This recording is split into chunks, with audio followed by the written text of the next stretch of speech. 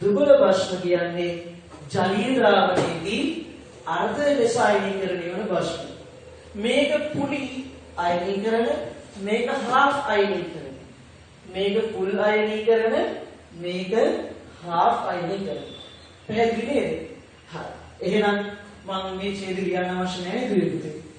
ජලීය ද්‍රාවණයේදී පූර්ණ ලෙස අයනීකරණය වන භස්ම ප්‍රබල භස්ම, ජලීය ද්‍රාවණයේදී අර්ධ ලෙස නැත්නම් භාගිකව අයනීකරණය වන භස්ම දුබල භස්ම. මේ අයනීකරණය වෙලා මොනවද නිදහස් කරන්නේ? ජලයට මොන මයිනස්ද? OH minus. හරි. දැන් එහෙනම් දෙවියෝ ඔයගලන්ට තේරෙන්න ඕනේ, මතක තියෙන්න ඕනේ, ඔයගලන්ගේ ඔළුවේ තියෙන්න ඕනේ දැන් ජල අණුවේ view එක. දැන් මම හිතන්නේ ගෙදර ඉඳලා ඔය මොන අණුවක්වත් මතක නැතුව ඒක. ජල අණුවේ view එක අපිට මෙහෙම තියෙනවා. දෙපැත්තේ දෙපැත්තේ H අකුරු දෙක තියෙනවා. මෙයා එකසර දෙකයි සද්දේ එහෙනම් දුන්නේ එකසර දෙකයි. ඊට පස්සේ මේක මයිනස්, මේක ප්ලස් ප්ලස් ප්ලස් ප්ලස්. දැන් ජලාණුව කැඩෙන්නේ කොහොමද? ජලාණුවේ විඝටනය. විඝටනය කියන්නේ මොකක්ද? විඝටනය කියන්නේ අයනීකරණයට තමයි. දැන් මෙච්චර වෙලාවක් කිව්වේ ඔන්න ඔය අණුව කඩන හින්දා තමයි ඇත්තම කතාව උදේ ආම්ලයේ ප්‍රශ්නයකින් කරන්නේ ජලාණු වල විඝටනය වෙනස් කරලා ඒගොල්ලොත් එක්ක එකතු වෙලා වැඩේ කරන්නේ. ඒකවල ජලීය ද්‍රාවණයේදී ඒගොල්ලෝ දෙන H+ අයන හින්දා තමයි අම්ලුනේ.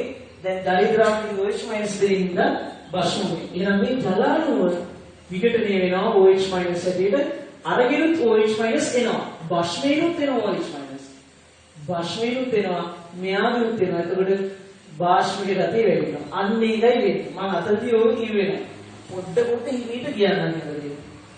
ජලයක් විඝටනය වෙනවා, පොඩ්ඩක් හම්බ වෙනවා, භස්මේනුත් හම්බ වෙනවා. එතකොට තමයි වෙන්නේ. අම්ලේනුත් ප්ලස් වෙනවා, මෙයාගෙනුත් වෙනවා. දැන් මම කිව්වා ආයුර්ණට යන්නම්. භස්මයක් කියන්නේ ජලීය ද්‍රාවණයේදී අයනීකරණය වී OH- අයන සාන්ද්‍රණය ඉහළ නංවන රසායනික සම්බන්ධය. හරි.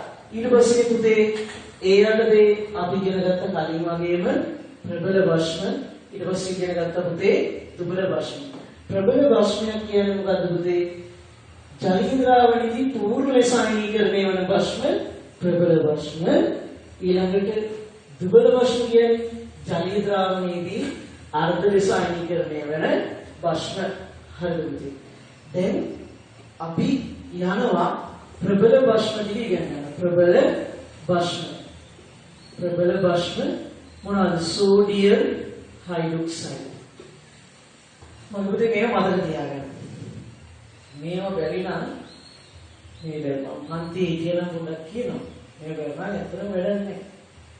ප්‍රබල භස්ම සෝඩියම් හයිඩ්‍රොක්සයිඩ්, ඊට පස්සේ පොටෑසියම් හයිඩ්‍රොක්සයිඩ්. ඊළඟට දුබල භස්ම මොනවාද පුතේ? Ammonium hydroxide. ඔයගොල්ලන්ට ඒක විතරයි භාගයට ආන්නේ දෙයියන්ගේ වීඩි. Ammonium hydroxide. තව කීපයක් තියෙනවා, ඒවා අත්‍යවශ්‍ය නැහැ. ඒතර කැල්සියම් හයිඩ්‍රොක්සයිඩ්, ඊටසේ වගේ ගොඩක් කතන්දර තියෙනවා. මම නැදින් කියන්නම්. මිල්ක් ඔෆ් මැග්නීසියාත් ඕන වෙනවා. ඔන්න වගේව ඕන වෙනවා. මේවා දැන් ඕන විභාගයට ලියන්නා වූ තියෙන ටෝටල් භස්මකට මේක. දුබල භස්මකට මේක. හරි. දැන් මෙන්න ප්‍රබල භස්ම, මෙන්න දුබල භස්ම. හරි. එයා මතකයි සෝඩියම් හයිඩ්‍රොක්සයිඩ්, පොටෑසියම් හයිඩ්‍රොක්සයිඩ්, ප්‍රබල භස්ම. ඊළඟට පුතේ ඇමෝනියම් හයිඩ්‍රොක්සයිඩ්, දුබල භස්ම. හරි. දැන් අපි යනවා භස්ම වල ලක්ෂණ කතා කරනවා. භස්ම එක ලක්ෂණ. භස්ම එක ලක්ෂණ යනදී මෙන්න මේ ටික ඔයගොල්ලෝ දැනගෙන ඉන්න ඕනේ. පළවෙනි එක තමයි ද්‍රේ පුතේ භස්මයක් අත ගැටුණු විට ලිස්සන ස්වභාවයකින් යුක්ත වේ. ඕගොල්ලන් ලිස්සල යනවා භස්ම පොඩ්ඩක් ගාගෙන යන්න. ඊට පස්සේ පුතේ අම්ලත් එක්ක ක්‍රියා කළා, කියන අම්ල සමග ප්‍රතික්‍රියා කළා ලවණ සහ ජලය හදනවා. එහෙනම් මම පොඩ්ඩක් මේ ප්‍රතික්‍රියාව ආයෙ පාරක් කියන්නම්. මොකද දැන් කලින් ප්‍රතික්‍රියාව හරියට බැලුම් නැත්නම් දැන් ඊළඟ එකත් බැලුම් නැතුව තියෙන මල නඩුවක් වෙනවා. සාපුතේ අපි බලමු සෝඩියම් හයිඩ්‍රොක්සයිඩ් භස්මයක්. ඒක AU එකක්. ඊට පස්සේ සල්ෆියුරික් H2SO4 ඒකත් AU එකක්. දැන් මේ දෙන්න ප්‍රතික්‍රියා කරනවා. මේ දෙන්නගේ මෙන්න සෝඩියම් අයනය මේ සල්ෆේට් මේ දෙන්න එකතු වෙලා වෙනම වෙනවා. මේ කවුද? භස්මී. මේ කවුද?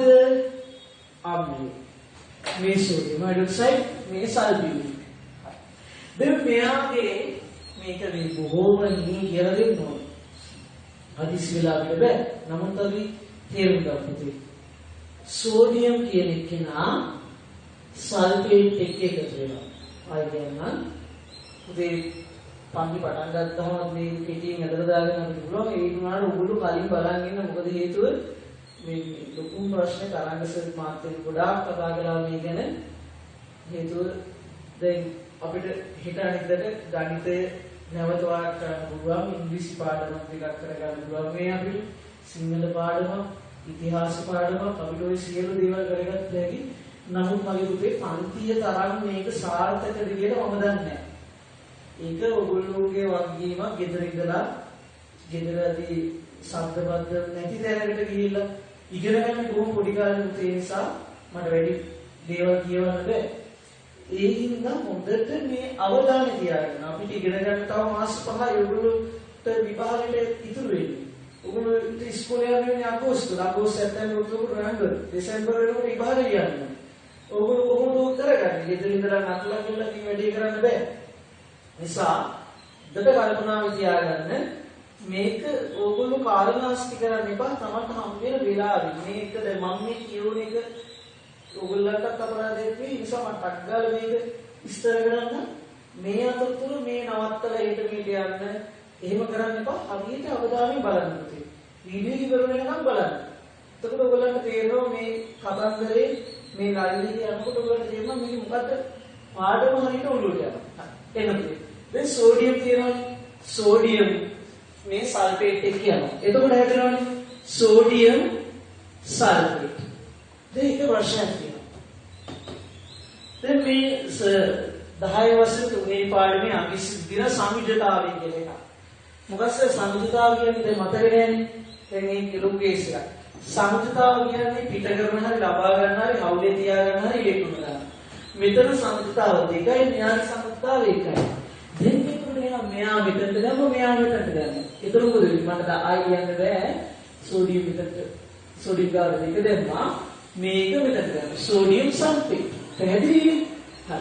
ඊට පස්සේ පුතේ ඊළඟට අපි ගත්තොත් දැන් මෙන්න මෙයයි මෙයයි යනවා කියවනේ H2O හැදෙනවා ලික්විඩ් එක. මේක AQ මේකත් AQ මේකත් AQ. දෙතුන් මෙතන මේ දෙන්න මෙතන නෑ මේ මෙතන දෙකකින් ඉන්නේ. එහෙනම් මෙතන දෙක දාගන්න. තුලිතයි. අයතුමන O දෙකක් ඇවිල්ලා හැබැයි එහා පැත්තේ එකයි.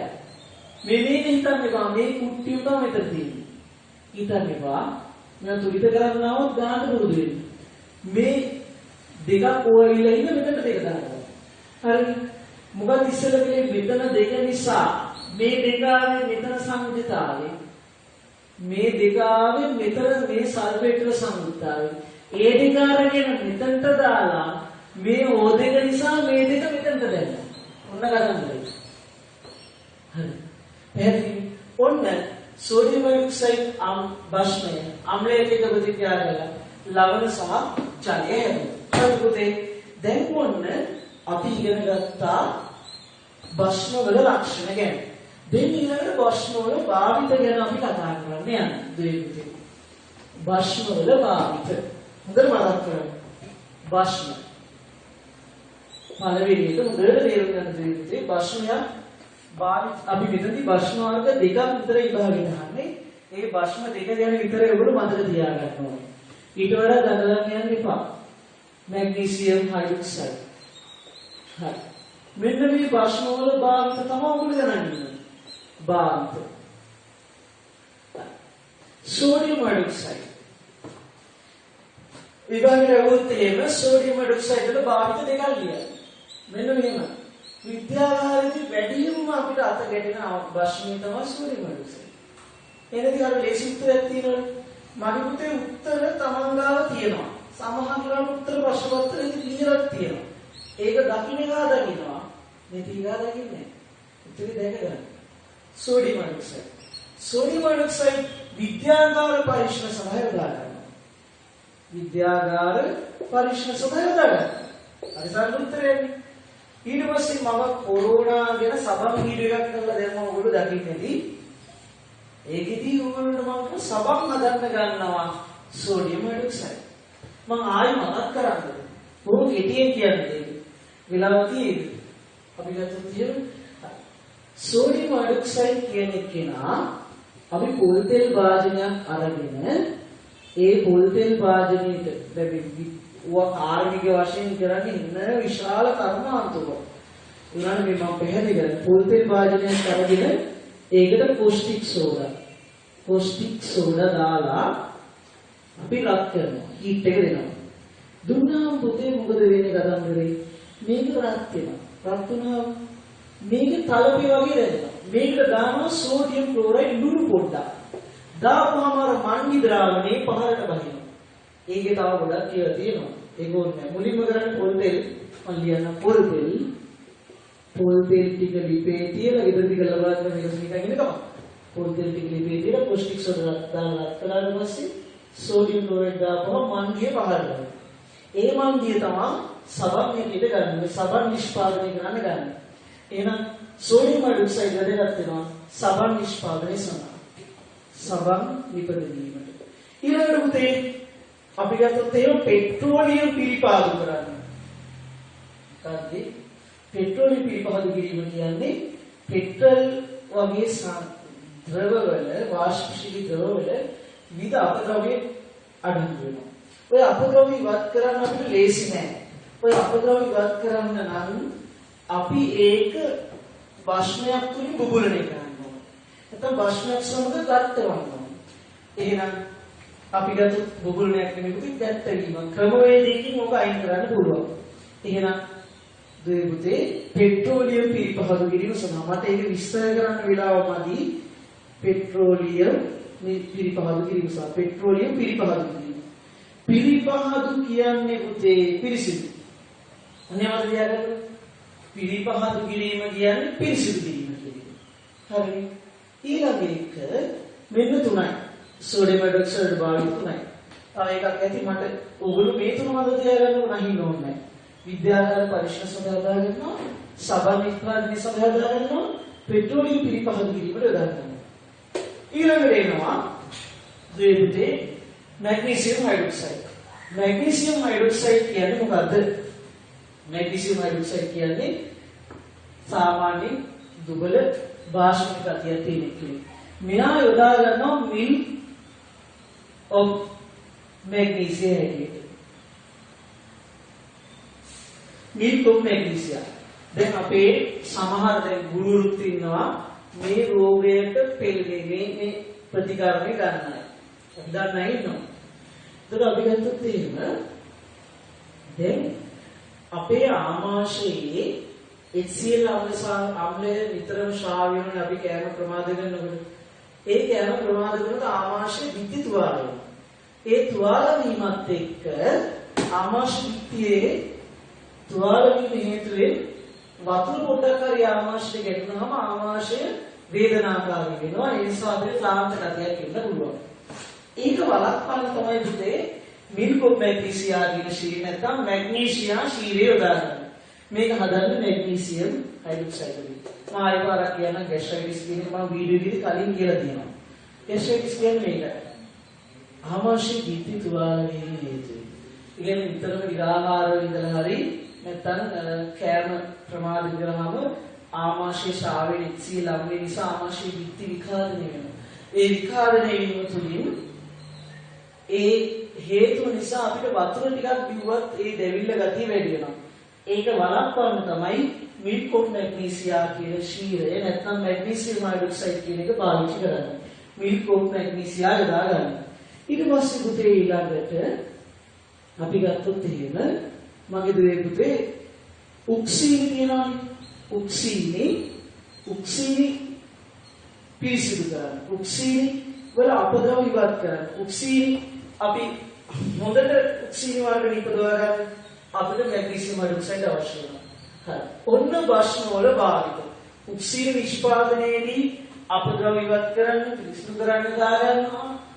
මිල්කෝ මැග්නීසියමකින් මැග්නීසියා ශීලය උදේ නිපදවලා ඒකේ කරන්නේ අපිට ගත්තොත් එහෙම ગેස්ට්‍රයිටිස් රෝගීට ඖෂධයක් හදලා තියෙනවා.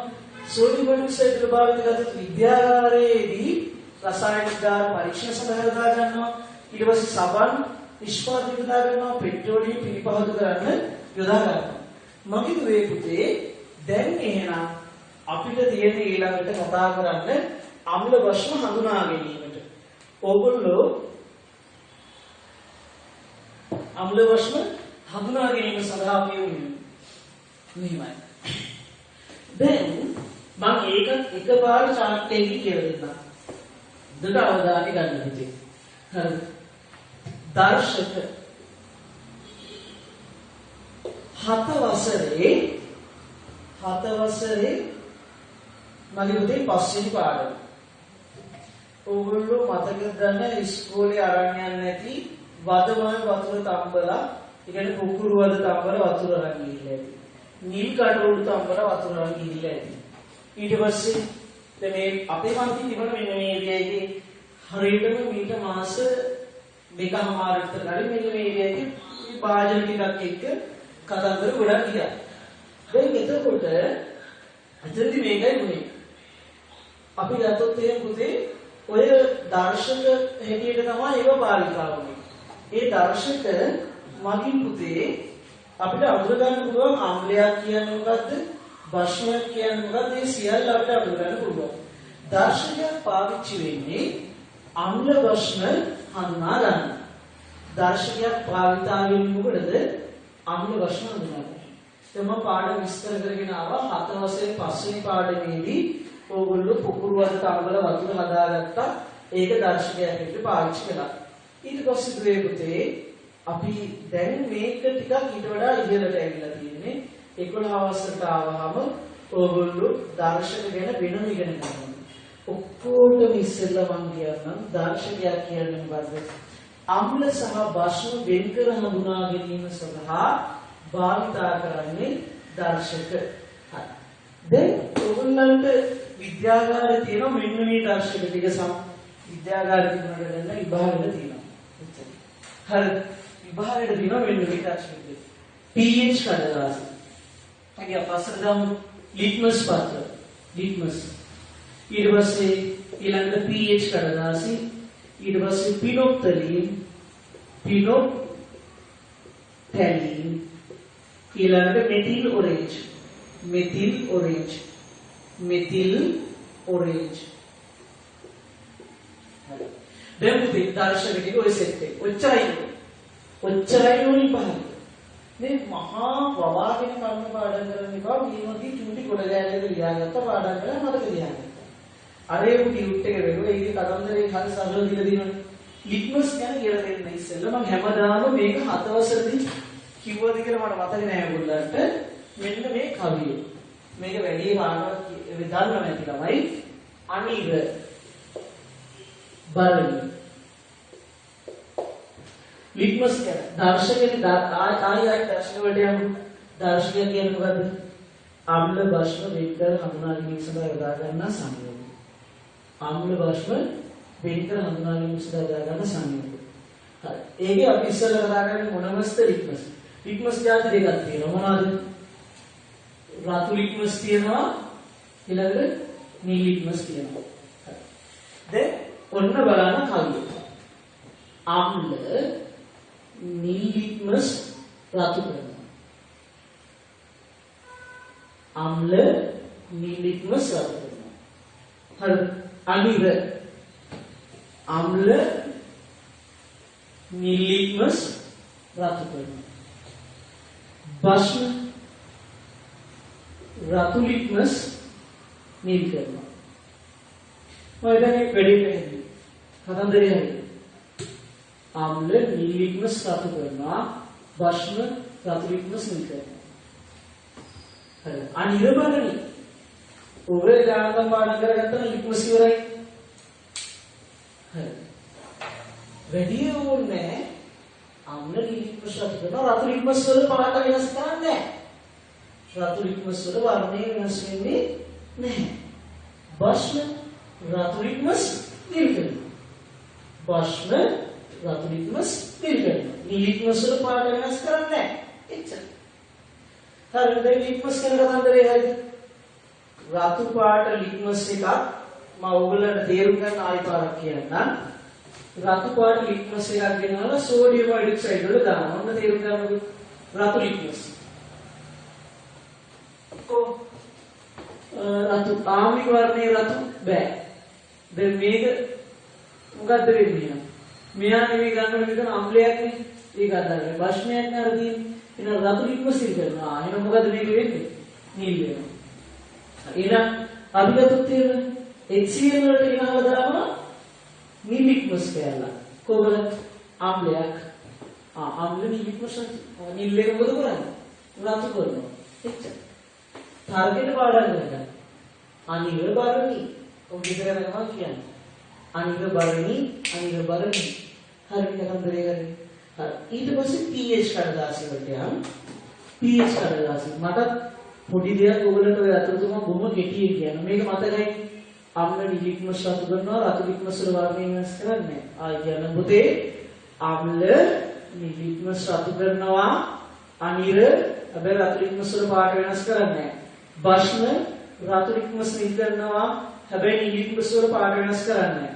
ඉතින් එහාට අපිට අමුතුවෙන් මාතක් කරන්න ඕනේ නැහැ. හරි. ඔය ටික ඇතිද? ඊට පස්සේ අපි යනවා pH පත්‍ර ගැන කතා කරන්න. pH පත්‍ර. pH පත්‍ර කියන්නේ ඊටාම දිග pH පරාසයකට වර්ණ වෙනස් වෙන කඩදාසි වර්ගයක්. මේක මම පාටවල දෙකයි ඔයගොල්ලන්ට මතක තියාගන්න කියන්නේ. ආම්ලික වර්ණය රතු. භාෂ්මික වර්ණය භාෂ්මික වර්ණය මොකද්ද? භාෂ්මික වර්ණය නිල්. එච්චර. එහෙනම් උදාසීන එක pH 7 ඒක පොළකවට. හරි ලේසි. අරගෙන මැද පාටවල අපිට හිතිමවා ගත්තා. ඒක රතු පාට තැඹිලි කහ කොළ එනම් මේකට යනවා නිල් දම් පාට වගේ එනවා. එහෙනම් ආම්ලික වර්ණයේ රතු, උදාසීන වර්ණයේ කොළ, භාෂ්ම වර්ණයේ නිල්. මේ මොනවද? pH පත්‍ර. ඊට පස්සේ අපි යනවා ඊළඟට කතා කරන්න පිනොප්තලීන් ගැන. දැන් මේක හරි ඊට පස්සේ ඊළඟට අපි වෙනවා පිනොප්තලීන් ගැන කතා කරන්න. පිනොප්තලීන් මම PT කියලා දාගන්නවා. මේකයි. බුදුම මහා ලෝකෝඩ හිතන්නේ බා මේක හරි සරලව ගන්නවා. ගැඹුරට කල්පනා කළොත් ඉන්නු මේව තේරෙන්නේ නැහැ. සරලව ඒ ගැඹුර අල්ලගන්න. පිනොප්තලීන් ආම්ලික වර්ණය අවර්ණයි. භාෂ්ම වර්ණය රතු රෝස පාටයි.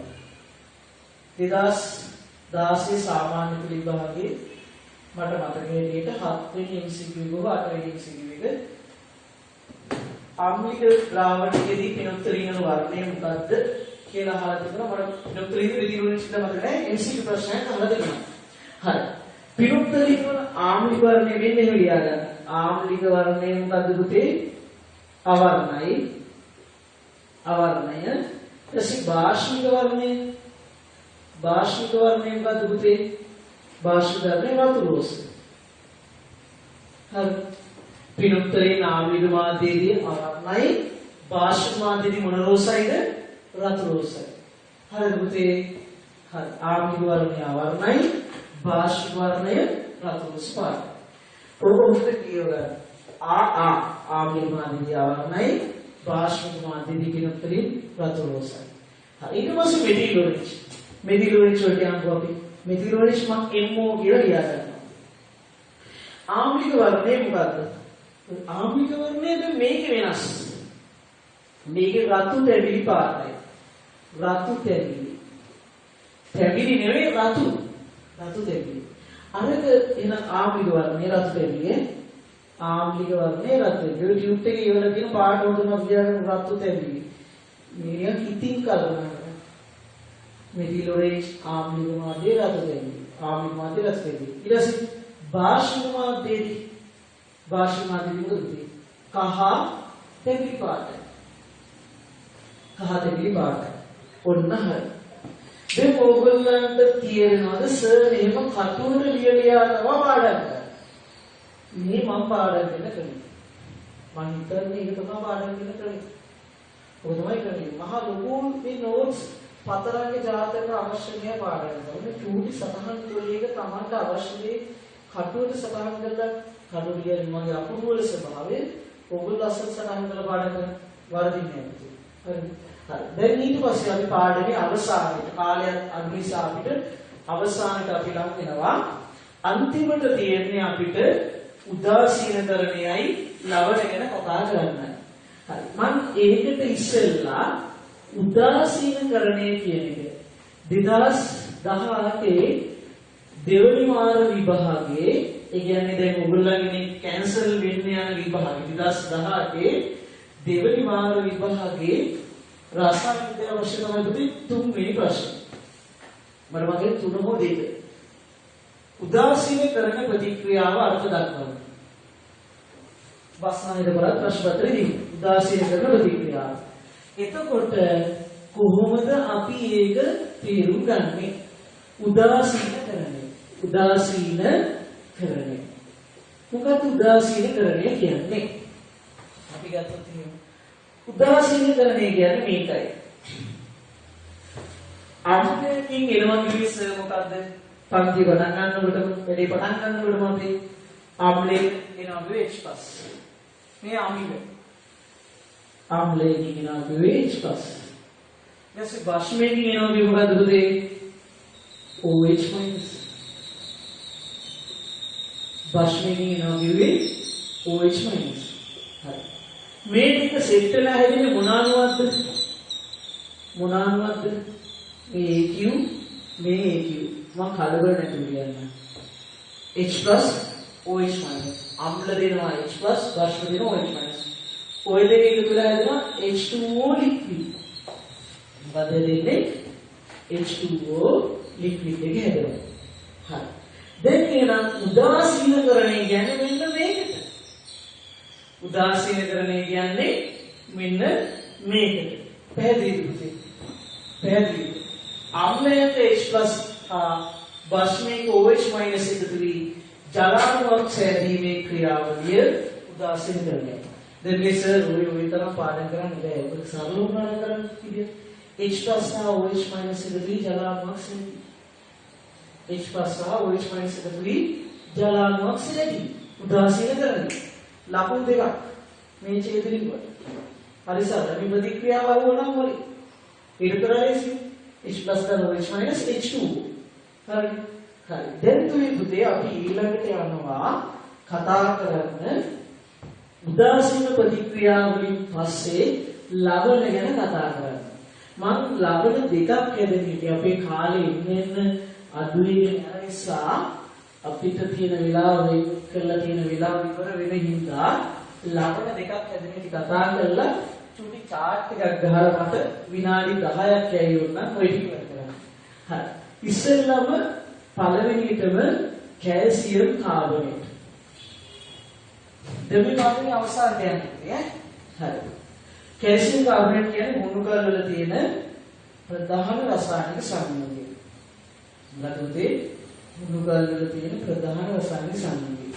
ඕකට අපි දානවා HCl අම්ලය ප්‍රතික්‍රියා කරනවා. මේක සොලිඩ් එකක්, මේක ඒක්වස් එකක්, මේ දෙක එකිනෙක රියැක්ට් කරලා හදනවා කැල්සියම් ක්ලෝරයිඩ්. දැන් සර් එකපාරට සූත්‍ර ලියන්න එපා. වරම දෙන්නේ වෙලාවනේ. ඒ තමයි මම කිටි කියන මේ ගන්න. කැල්සියම් වල සංයුක්තාව දෙකයි මේක මෙතනට මේක එක මෙතනට. මේක AQ මෙන්න ළමනේ. මෙන්න ළමනේ. ලවණේ. ඊට පස්සේ පුතේ ඊළඟට H2O හැදෙනවා ලික්විඩ් දෙක ඊට පස්සේ කාබන් ඩයොක්සයිඩ් පිට වෙනවා ගෑස් එක. ඒතකොට මෙතන දෙකයි මේ දෙකයි කාපෝ බලන්න. මෙතන දෙකක් තියෙනවා මේ දෙකට දෙක නිසා මෙතනින් දෙක දානවා. හරි. දැන් ඊට පස්සේ පුතේ ඔන්න එක ලවණයක් හැදුවා. දැන් ඔය ලවණ වල භාවිත ගැන අපි වෙනම සතහනක් කියුවා. ඕගොල්ලෝ කොපර් සල්ෆේට් වල භාවිත මතක තියාගන්න ඕනේ. ලවණ ගැන දැන් කතා කරන්නේ දර්ශක ටික ඉවරයි දැන් ලවණ ටික. ලවණ ටිකට ඉස්සර තමයි උදාසීනකරණය කියන මාතෘකාව කතා කරන්නේ. උදාසීනකරණය කියන එක අපි ගත්තොත් එහෙම ඒ උදාසීනකරණය කියන මාතෘකාව යටතේ අපි ලවණ හැදෙන හැටි කතා කරලා මෙන්න කැල්සියම් ක්ලෝරයිඩ් ලවණය හැදිච්ච හැටි. ඊට මෙන්න ජලය මේ නිදහස් වෙච්ච වායු. මෙන්න මේ ලවණය. දැන් මම කියුවා ඉබහකට වැඩිම වැදගත් වෙන ලවණය තමයි කොපර් සල්ෆේට්. මේකට අපි කියනවා පල්මානික්කම් සාමාන්‍ය විවහාරයේ බේත් බඩු කඩේ කියනවා පල්මානික්කම් කියලා. ඊට පස්සේ උදේ ඊළඟට අපි ගත්තොත් එහෙම මේකේ භාවිත කීපයක් තියෙනවා වර්ණක හදන්න දිව්‍යනාශකයන්ට පාවිච්චි කරනවා ඔයගේ භාවිත කීපයක්. ඒක ඉච්චර ලොකු අවධානයකට මම මේ වෙලාවේ ගන්න නෑ විලාව මත නිසා. අවසාන වශයෙන් මම ලබන ටික කතා කරන්න පස්සේ ඕගොල්ලන්ට pH පරාසයක් කියලා දෙනවා. මොකද්ද pH කියන්නේ? අන්තිම කාරණාව. අන්තිමම කාරණාව pH කියන්නේ මොකද්ද?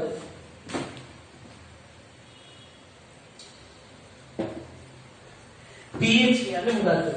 දැන් ආම්ලික භාෂිකතාවවල මේ ආම්ලික භාෂිකතාවවල පෙන්නන පරාසයක් තමයි pH පරාසය කියන්නේ. pH පරාසය අපි දර්ශකයක් ලෙස දැක්වුවොත් තියෙනවා. මම පොඩි pH වක්‍ර රේඛාවක් ඇදගෙන යන්නම් පුතේ. අහන්න. හරිද? pH 7 මම මෙහෙම කඩේකින් පෙන්නනවා. බොහොම සරලයි. මේවා ගැටයක් නෙමෙයි. pH 7. මේ මම මෙතන 7 කියලා ලියන්නකො pH 7.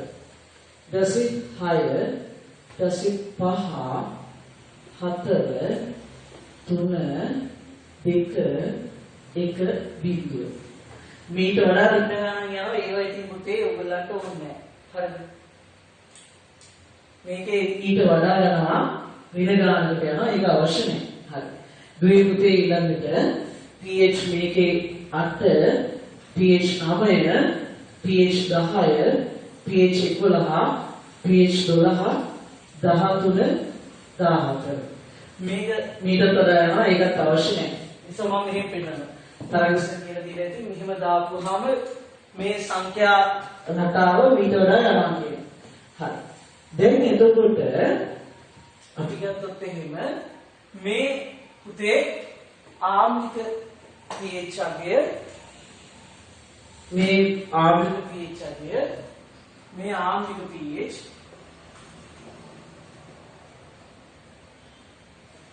ආම්ලික